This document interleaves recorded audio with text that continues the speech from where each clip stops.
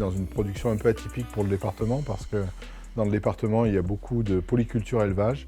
Et moi, je suis en monoculture de maïs irrigué. C'est une exploitation qui a la particularité d'être une production de clairière au milieu des bois.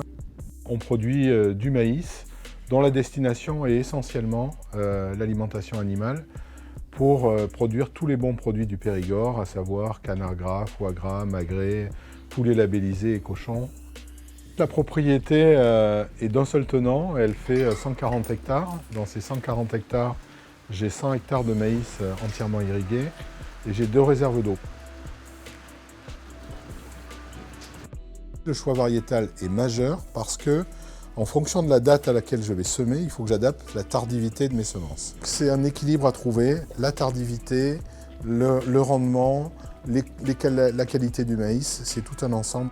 Pour répondre à tous ces paramètres, eh bien, j'ai fait le choix depuis le début de faire des essais avec les semenciers, avec les 2 ou 3 principaux semenciers avec lesquels je travaille.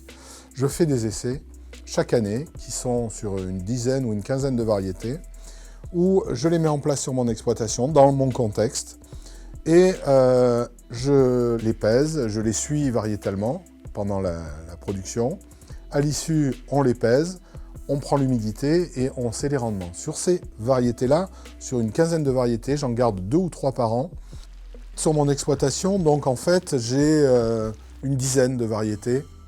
Donc entre les variétés que je peux appeler les têtes de rotation, qui sont celles qui sont ancrées chez moi depuis 2, 3, 4, 5 ans et qui représentent la majorité des surfaces, et les autres variétés qui arrivent, qui sont en essai et qui vont à terme peut-être prendre...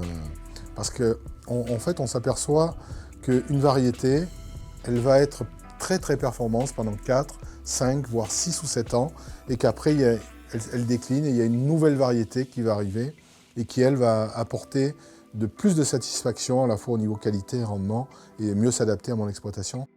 Je pense que le rôle de l'amélioration génétique est absolument majeur.